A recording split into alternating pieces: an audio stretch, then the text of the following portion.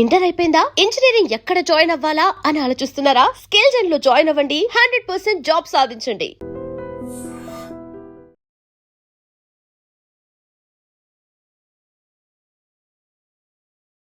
నమస్కారం, welcome to I dream. ధర్మ మార్గం విత్ విజిత కార్యక్రమానికి స్వాగతం.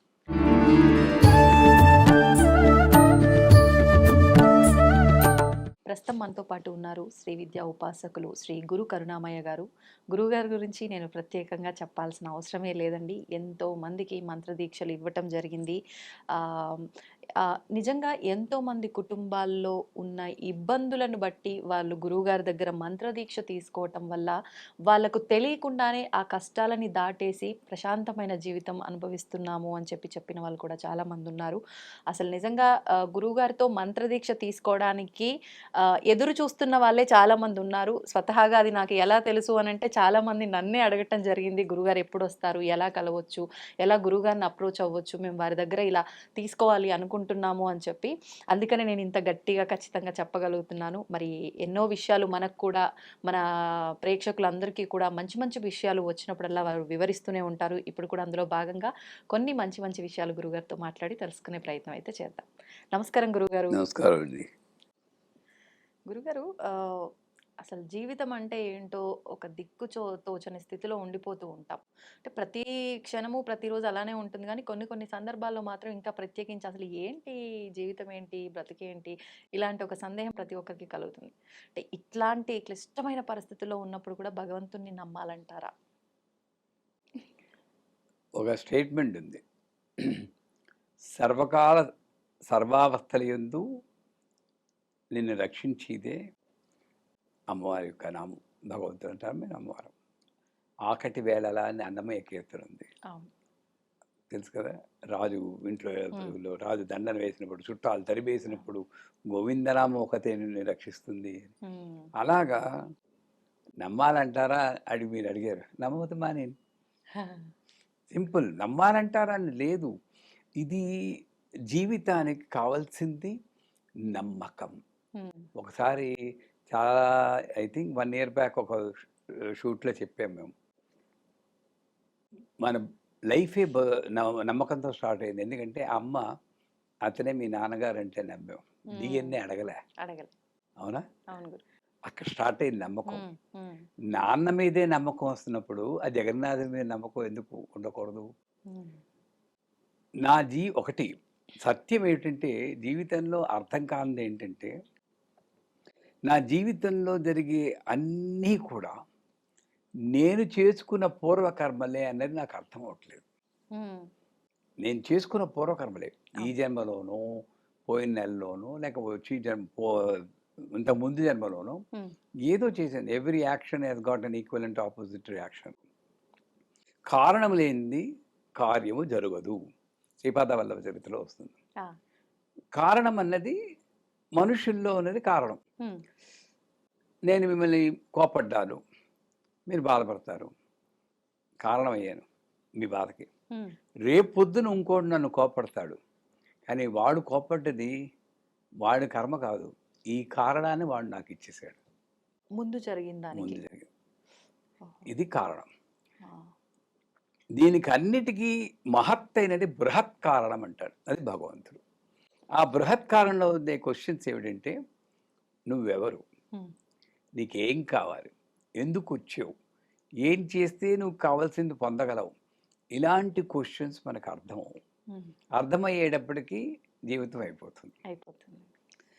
అంటే జీవితం అయిపోతుందంటే చచ్చిపోతామని కాదు. ఇప్పుడు రమణ మహర్షి ఉన్నారు, రామకృష్ణ పరమంతు ఉన్నారు, మౌని బాబా ఉన్నారు, లహరి మహాశయ ఉన్నారు, కొంతమంది సిద్ధపురుషులు ఉన్నారు. వాళ్ళందరికీ కూడా జీవితం సత్యం అర్థమైపోయింది.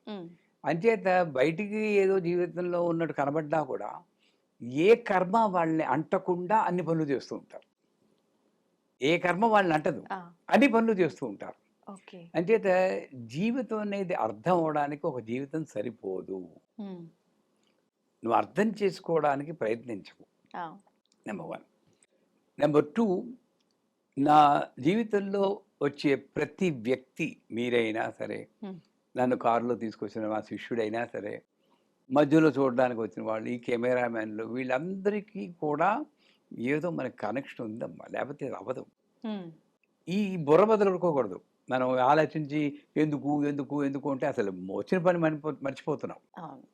రోడ్ మీద వెళ్తూ హైవే ఓఆర్ఆర్ మీద వెళ్తూ కార్ నెంబర్లన్నీ నోట్ చేసుకుని అన్ని కూడుకుని డివైడ్ చేస్తుంటే పిచ్చాడు అనుకోరు. అంతే కదా! నీ ఎందుకు ఏవో వస్తూ ఉంటాయి. వస్తూ ఉంటాయి. అలాగా వ్యక్తులు, పరిసరాలు, సమస్యలు ఇవన్నీ కూడా కొన్ని కారణాల చేత వస్తుంటాయి. హ్మ్. ఒక్కొక్కప్పుడు ఆ కారణం బోధపడుతుంది. దేనివల్ల? ఉపనిషత్తుల వల్ల. అది చదివితే బోధపడుతుంది. హ్మ్. వేదాధ్యయనం మనం చేయలేం. దాన్ని కొంచెం క్రోడీకరించి ఉపనిషత్తులు ఉన్నాయి. లేదా గురువు దగ్గరికి వెళ్తే గురువు చెప్తూ ఉంటాడు. హ్మ్. వాటి వల్ల అర్థం చేసుకుని శృతి స్మృతిర్ అనుత్తమ. ఎందుకు అర్థం అవటం లేదు ఈ ప్రశ్న ఆ! ముందు అంటే, శృతి అంటే అర్థం చెప్పేది వేదం. స్మృతి అంటే ఉపనిషత్తు. రెండో అర్థం మననం చేసుకోవడం. ఆ! నేనేం నేర్చుకున్నానో నేను మననం చేసుకోవట్లేదు. అంతకుముందు ఈ కోరిక కోసం నేను 2 నెలలు మంచం ఎక్కాను. హుహు. నాకు అయింది చచ్చింది లేదు కానీ మంచం అంతా ఎక్కాను. అవును. మళ్ళీ ఇంకో కోరిక వచ్చినప్పుడు నాకు అది గుర్తుండాలా? గుర్తుండాలి. ఉంటే జీవితం అర్థమైపోతుంది. ఆ! నేను చేయట్లేదు, అర్థం చేసుకోవట్లేదు. ఓకే. ప్రయత్నమే నేను చేయట్లేదు. సో, ఇప్పుడు నేను చాలాసార్లు చెప్తాను. నా జీవితమే ఒక పుస్తకం. హ్మ్. ప్రపంచంలో ఉన్న వ్యక్తులే నా లైబ్రరీ. నిజం చెప్తున్నాను. నేను పుస్తకాలు చదవలేను. నాకు ఆ ఓపిక లేదు. హ్మ్. నేను ఆ గ్రంథాలు చదవలేదు. హ్మ్. నా జీవితం నేను చూసుకుంటా. నా ఫెయిల్యూర్స్ కానీ, నా అనుకున్న సక్సెస్ కానీ, హ్మ్. ఈ వ్యక్తుల్ని కానీ చూసుకుంటూ ఉంటాను. వాళ్ళని చూసి నేను నేర్చుకుంటూ ఉంటాను. హ్మ్. అంటే జీవితం అర్థం కాకపోయినా భగవంతుని నమ్మాలా? అంటే నువ్వు నమ్మినా నమ్మకపోయినా నీ జీవితంలో జరిగే సంఘటన వెనకాట ఒక శక్తి ఉందే, హ్మ్. అదే భగవంతుడు. ఓకే. ఆ శక్తి నీ చేత చండీ పాఠంలో చెప్తాడు. హ్మ్. 11వ అధ్యాయంలో నువ్వే రోజు బాగున్నప్పుడు లక్ష్మిగా బుద్ధిగా ప్రవేశించి మంచి పనులు చేయించేది నువ్వే. రోజులు బాగోలేనప్పుడు అలక్ష్మిగా ప్రవేశించి, ఒక పోస్ట్ మ్యాన్ ఉన్నాడు అనుకోండి, హా! వైఫ్ డెలివర్డ్ బేబీ బాయ్ అని ఇచ్చి టెలిగ్రాము వాడే ఇస్తాడు. మదర్ ఎక్స్పైర్డ్ స్టార్ట్ ఇమీడియట్లీ అన్నవాడు వాడే ఇస్తాడు. అవును. ఎవరి తప్పు? టెలిగ్రామ్ వాడి తప్పు కాదు కదా. కాదు. ఒక్కొక్కళ్ళకి ఒక్కొక్క కర్మలు అందించబడుతూ ఉంటాయి. హ్మ్. అంటే అది జీవితం అర్థం కాకపోయినా ఏం చేయాలి? భగవంతుని నమ్మడం పక్క అటుంచి హ్మ్. ఒక గురువుని వెతుక్కోవాలి. గురుబిన జ్ఞాన్ కహా సే పావు అని బైజు బావరాలో అతను పాడాడు. మన తడుపట అని ఒక పాట ఉంది ఇందోళ రాగంలో. గురువు లేకపోతే జ్ఞానం లేదు. అయితే ఏ గురువుల్లో ఆశ్రయించాలి అంటే అర్థం అవ్వట్లేదు నాకు హ్మ్. వీరికి. అందుకే వేమన శతకం ఒకటి ఉంది తెలుసా మీకు? ఏంటి? వేమన చెప్పులోని రాయి, చెవిలోని జోరీగ, కంటిలోని నలుసు, గాలిలోని ముళ్ళు, ఇంటిలోని పోరు, ఇంతింత కాదయ్యా విశ్వరాభిరామ వినుమ. దాని అర్థం తెలుసు కదా మీకు? చెప్పండి గురువుగారు. ఒక వేమన ఓ చెప్పులో రాయి గురించి కాళ్ళలో ముళ్ళు గురించి చెప్పండి అసలు. అలా అనుకోవడమే రహస్యనామం అనే ఒకసారి చెప్పుకున్నాం. అవును. ఇదే ఈ రహస్యం ఏమిటంటే, ఇందాక ఈ జీవితం అర్థం అవని వాళ్ళలాగా ఈయన గురువు దగ్గరికి వెళ్ళేట. ఆ! చెప్పు లోని రాయి. నేను ఇక్కడ స్ఫటిక పదార్థంలా ఒక చూస్తున్నాను ఒక ఆకారాన్ని. హ్మ్. అదేంటో చెప్పు లోని రాయి. ఓహ్! ఎప్పుడైతే అది చూసానో చెవిలోన జోరీగా ఓం ఓం ఓం అని శబ్దాలు వినబడుతున్నాయి. హ్మ్. అదేంటో చెప్పు. అది ఎప్పుడు వినబడిందో కాలే లోని ముళ్ళు, అహంకారం అనే ముళ్ళు కాలిపోయింది. బా! కంటి చూశాను లోని నలుసు, హ్మ్. ఆత్మ పదార్థాన్ని నేను చూశాను. హ్మ్. సో చెప్పులోని రాయి, చెవిలోన జోరీగా, కంటిలోని నలుసు, కాలిపోయిన ముళ్ళు, ముళ్ళు. ఇవన్నీ జరిగేటప్పటికి ఇంటిలోని పోరు ఇంతింత కాదయ్యా, ఇక్కడ ఉండలేకపోతున్నది ఈ జీవితం ప్రాణం. విశ్వదాభిరామ ఎంత బాగా అడిగాడు. అదే కదా! అసలు దాని అర్థం నాకు తెలుసు అంటే నేను ఎంత తప్పు చేసిన దాన్ని అయ్యేదాన్నో గురువుగారు. ఎంత చక్కటి వివరణ ఉంది.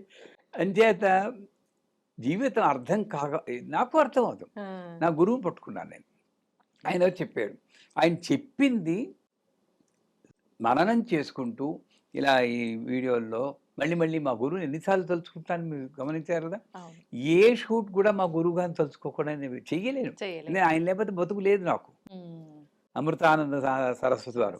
అంచేత ఆ గురువు చెప్పింది స్మృతి అనుకుంటూ ఇంప్లిమెంట్ చేస్తూ ఉంటే నువ్వు భగవంతుని అదే నమ్మకం. హ్మ్. భగవంతుడు అనేది ఒక ప్రత్యేకమైన స్వరూపం కానీ, వ్యక్తి కానీ, ఆకారం కానీ ఏమీ కాదు. హ్మ్. నీ జీవితంలో జరిగే సంఘటనల వెనకాతల నువ్వే ఉన్నావు అన్న నమ్మకం హా! అదే భగవంతుడు. సో హ్మ్. 100% నువ్వు ఇష్టం ఉన్నా లేకపోయినా నమ్ముతూనే జీవిస్తున్నావు.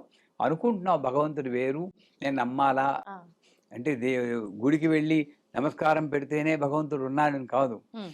ఊపిరి పీల్చినంతసేపు భగవంతుడు ఉన్నాడు. ఎందుకంటే హంస గాయత్రి జపం ఏముంటుంది? హంస హంసాయ విద్మహే పరమహంసాయ ధీమహి తన్నో హంస ప్రచోదయాత్. ఊపిరిలోనే ఉన్నాడు భగవంతుడు. హ్మ్. ఎక్కడ నమ్మకుండా పోతామండి అంతే. చెప్పండి. నమ్మట్లేదు అనే భ్రమలో ఉంటాం అంతే. అంతేనా గురుగారు? ఆ! అంతే. గురుగారు మీరు ఈ విషయం మాట్లాడుతున్నప్పుడే ముందు జరిగిన విషయానికి, తర్వాత జరిగే విషయానికి సంబంధం ఉన్నట్టుగా అంటే ఒక కారణంతోటే అక్కడ అది జరిగింది కాబట్టి దాన్ని ఉదహరించే ఇది జరిగింది అన్నట్లుగా చెప్పారు. అంటే జీవితంలో జరిగే ప్రతి ఒక్కటి కూడా మంచైనా, చెడైనా అసలు ఈ క్షణంలో ఇది ఇలా జరగాల్సింది కాదు అన్న సందర్భాలు కూడా కనిపిస్తాయి. అటువంటివి అన్నీ కూడా ఒక కారణంతోటే జరుగుతున్నాయంటారా ప్రతి మనిషి జీవితంలో కూడా? ఇప్పుడు దీన్నే నాకు 2 ఆల్టర్‌నేటివ్స్ ఉంటాయి. ఎవరికైనా సరే. మొదటి ఆల్టర్‌నేటివ్ ఏంటి? నా గ్రహాలు బాగోలేవు. నా పుట్టిన టైం బాగోలేదు. హ్మ్. నేను లలితా సహస్రం తప్పుగా చదివాను. వారాహి మంత్రం చదివేశాను దీక్ష లేకుండా. హ్మ్. ఇలా అనుకుని బయటే నేను కారణాలు వెతుక్కుంటూ ఆ! అసలు ఇక్కడ మసి ఉంటే అద్దంలో చూసి అద్దాన్ని నేను తుడుస్తున్న సేపు ఇక్కడ మసి పోదు. అది చేస్తున్నాం. ఓహ్! బయట కారణాలు అదొకటి. రెండోది ఇది కరెక్టు, ఇది కరెక్ట్ అని ఎవరూ చెప్పలేరు. ఆ! అది చెప్పేటప్పటికి అయిపోతుంది లైఫు. హ్మ్. కానీ రెండోదేంటంటే నా జీవితంలో జరిగేది నేను చేసుకున్నదే. ఇప్పుడు శ్రీచక్రం వస్తుందండి. హ్మ్. 70 ఏళ్ల తండ్రి పోతాడు. నా దగ్గరికి వచ్చేసింది ఆవిడ హ్మ్. శ్రీచక్రం పట్టుకుని. ఏవండీ ఇచ్చేస్తానండి. ఇది హ్మ్. రాగానే మా నాన్నగారు పోయారండి. 70 ఏళ్ల అతను హ్మ్. ఎప్పటికైనా పోవాలి కదా! శ్రీచక్రానికి దానికి సంబంధం ఏమిటి? ఓకే. ఇలాగ లేని బయట దీంతో మనం లింకులు పెట్టుకున్నంత సేపు హ్మ్. అది అసత్యమే. విశ్వం దృశ్యం దర్పణ నగరి అని దక్షిణామూర్తి స్తోత్రంలో ఉంటుంది. హ్మ్. అంటే నువ్వు కనిపించుకున్న విశ్వము నీ యొక్క అద్దమే. హ్మ్. ఓహ్! నువ్వే. ఇంక లేదు. హ్మ్. ఇంక అలాంటప్పుడు ఇంకా నేను కాకుండా ఇంకేముంది? ఏముంది? నాకు జరిగేవన్నీ కూడా హ్మ్. ఏదో కారణం. ఆ ఏ కారణం అన్నది జ్ఞాని అయిన వాడు తెలుసుకుంటాడు. హ్మ్. మీకొక ఆహ్, కథ ఉంది. హ్మ్. ఒక ఒక యువకుడు హ్మ్. చేప తింటూ ఉంటాడు. చేప తిని ఆ ముళ్ళుని ఇలా కింద పడేస్తుంటే ఓ కుక్క ఆ ముళ్ళుని అందుకోవడానికి ఎగబడుతూ ఉంటాడు. వాళ్ళ వైఫు ఒళ్ళో ఓ పాపను కూర్చోబెట్టుకుని హ్మ్. పాలిస్తుంది. ఇది వెళ్ళి చూసిన ఒక యోగి హ్మ్. ఆ గుర్రాన్ని చూసి శ్లోకం చెప్పారు. ఆ శ్లోకం అర్థం ఏమిటంటే, అంటే ఎంత గొప్ప వేదాంతమో చూడండి. కొడుకు మీద ప్రేమ చంపుకోలేక చేప అయిన తండ్రి, భర్తని విడి ఉండలేక ముళ్ళుకు ఎగబడే కుక్క, తనని తనని చెరిచి తన భర్త చేత తంపబడ్డ ఆ వ్యక్తికే ఆ వ్యక్తి కోరిక అణుచుకోలేక పాపగా పుడితే వాడికే స్తన్యమిచ్చే తల్లి యువతి. ఆహా! ఇది ఎంత నిదానం. అంటే ఏమిటి వీళ్ళందరూ ఎవరు? వాళ్ళు చేసుకున్నదే ఇక్కడ. మనకు అర్థం అవ్వట్లేదు. అర్థం అలాగని నేను ప్రతిదానికి ఇన్వెస్టిగేషన్ చేస్తూ ఉంటే అయిపోతుంది. ఒక్కటే నా యొక్క జీవితంలో జరిగే దానికి నేనే కారణం. ఇదే సూక్తి. ప్రతి దానికి నువ్వే కారణం. దాన్ని తప్పితే సత్యం లేదు. ఇదే పెద్దవాళ్ళందరూ చెప్పేది. బయట ఉన్నదంతా కూడా నువ్వే. అంతర్బహిత్ సత్సర్వం వ్యాప్య నారాయణ స్థిత అన్నాడు. లోపలనే నారాయణుడు, బయట ఉన్న నారాయణ. ఆ నారాయణుడు నువ్వే. ఇప్పుడు దేహో దేవాలయో ప్రోక్తో జీవో దేవో సనాతన అంటారండి. అలాగే పురుష సూక్తంలో అత్యత్యచ్చ దశాంగులం అని 10 అంగుళాల రూపం పైన ఉందంట. ఎక్కడున్నాడు భగవంతుడు? నేను ఆలోచిస్తూ ఉంటే మామూలుగా పడుకున్నప్పుడు ఏదో ఆలోచనలు వస్తూ ఉంటాయి కదా. మలమూత్రాలతో నిండిన ఈ దేహంలో భగవంతుడు ఎక్కడుంటాడు అని ఒక డౌట్ వచ్చింది. ఇవన్నీ అశుద్ధమని అంటాం కదా. దహ్యతే ఇది దేహ, క్షీయతే ఇది శరీర. దేహాన్ని దహించేస్తున్నాం, దహనం చేసేస్తున్నాం. ఎవరిని దహనం చేస్తున్నాం? దేహంలో ఉన్నవాడా? కాదు. ఎక్కడుంది అంటే అప్పుడు అర్థం వచ్చింది, ఈ దేహం అన్నది ఇది కాదు. నేను ఎప్పుడు ఈ స్థూల దేహాన్ని చూస్తున్నాను. ప్రతి దేహం చుట్టూరా ఒక 2 అంగుళాల హైట్లో ఇలా ఊహిస్తే ఒక ఆరా అంటారు. మీకు ఉంటుంది, నాకు ఉంటుంది. ఈ ఆరాలో ఉన్నవాడు భగవంతుడు. దాని నుండే సంకేతాలు వస్తూ ఉంటాయి. నువ్వు దేహంతోనే కనెక్ట్ అయ్యి తినడం, పడుకోవడం అన్నంతకు ఇది అలా ఉంటుంది అంతే. నీకు జీవితం అర్థమవదు. కష్టాలకి ఎవరినో బ్లేమ్ చేస్తూ ఉంటావు. అలాగే వెళ్ళిపోతుంది. ఇది ఈ ఇన్స్ట్రుమెంట్ వెళ్ళిపోగానే ఆరా వెళ్ళిపోతుంది, అది కాల్లో వెళ్ళిపోతుంది. అదే నువ్వు ఒక మంత్రజపం చేసో మంచిగా సూక్తం చదువు ఈ కనెక్షన్ పెట్టుకుంటే అదే నాకు ఈ యొక్క శక్తినిచ్చి మంచి జీవితాన్ని నడిపేటువంటి అవకాశం. కానీ నా జీవితంలో నడిచే ప్రతి సంఘటనకి నేనే కారణమని నన్ను నేను ఉద్ధరించుకోవడానికి అవకాశం వస్తుంది. అంచేత ప్రతిదీ మనమే కారణం. మనం ఎప్పుడో తిట్టుకుని ఉంటాం, ఎలా ఉద్యోగం పొద్దున్నే వెళ్తున్నాం, చచ్చిపోతున్నాయి ఉద్యోగం పోయినా బాగుండు అనుకుంటే ఒక 6 నెలల తర్వాత ఉద్యోగం పోతుంది. ఎవరు దానికి కారణం? మా బాస్కి నా మీద ఇష్టం లేదని తిడతారు, కానీ 6 నెలల ముందు మనమే అన్నాం చక్కటి ఉద్యోగం ఉంటే. నేను మర్చిపోయాను. ఇది సత్యం. నా జీవితంలో చాలాసార్లు జరిగాయి. నేను చేసిందే నాకు. నేను 15 రోజులు క్లాస్ ఎగ్గొట్టేస్తే కాలేజీలో మా నాన్నగారిని నిల్చోబెట్టి మా ప్రిన్సిపాల్ తిట్టకుండా తిడుతుంటే నేను అక్కడే కూర్చున్నాను. అదే నా పిల్ల పుట్టాక 30 రోజులు స్కూల్కి వెళ్ళాను న్యూజిలాండ్లో, భయం వేసి ఎవరు అంటారని. అదే సీను, ప్రిన్సిపాల్ అక్కడ, నేను ఇక్కడ, మా పిల్ల ఇక్కడ, అదే తిట్లే. అర్థమైపోయింది కదా. ఇంతకన్నా సాక్ష్యం ఏం కావాలి? నేను చేసిందే. అక్కడ ఏమైంది, మా నాన్నగారు బాధపడ్డాడు కాబట్టి అది కంటిన్యూ అయింది. అది నేను రియలైజ్ అయ్యి మా అమ్మాయితో, అమ్మ చూడమ్మా, ఎవరైనా నేను చేశాను, కానీ నేను బాధపడలేదు, నాకు చెప్పు, ఓపెన్గా చెప్పు, నేనేం తిట్టను అని అక్కడ కట్ చేశాను. కాబట్టి వాళ్ళ పిల్లలు ఇంకా స్కూల్ మానరు. లేకపోతే ఈ చైన్ వెళ్తూ ఉంటుంది.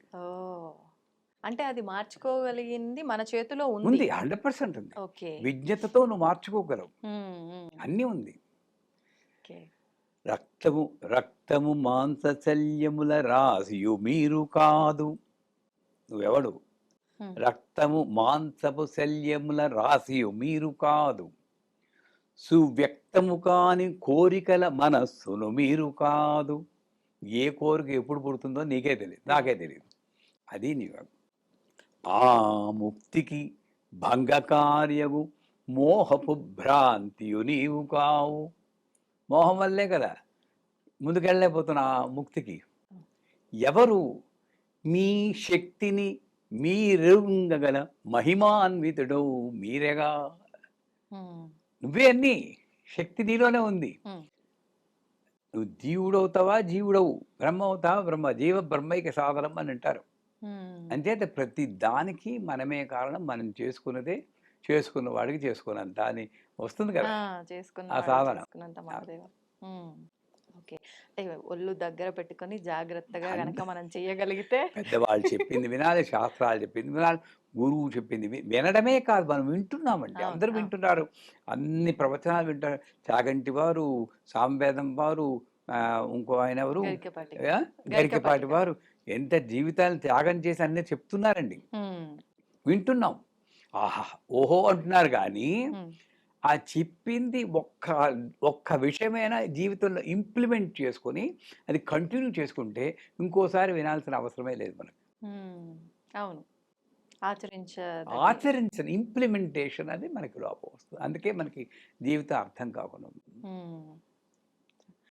వస్తే And for more videos, Please subscribe to iDream. Please subscribe to iDream. Please subscribe iDream. And please subscribe to iDream. For more videos, subscribe to iDream. please like, share, and subscribe to the channel. Congratulations, iDream. subscribe to iDream. Subscribe to iDream. So subscribe to iDream Media. iDream ki iDream team అందరికి huge congratulations. Please subscribe iDream Media. Please subscribe to iDream. Subscribe iDream. Please subscribe to iDream. iDream అంటే నా కళల ఛానల్ను subscribe చేసుకున్న నోరు తిరుగుతలేదు, మీరైతే గంట గుర్తు కొట్టండి. For more such videos, please subscribe to iDream. Subscribe to iDream. Please subscribe to iDream. Please subscribe iDream Media. Please do subscribe to iDream. Please subscribe to iDream Media. For best entertainment and information, please subscribe iDream. And don't forget to subscribe to iDream.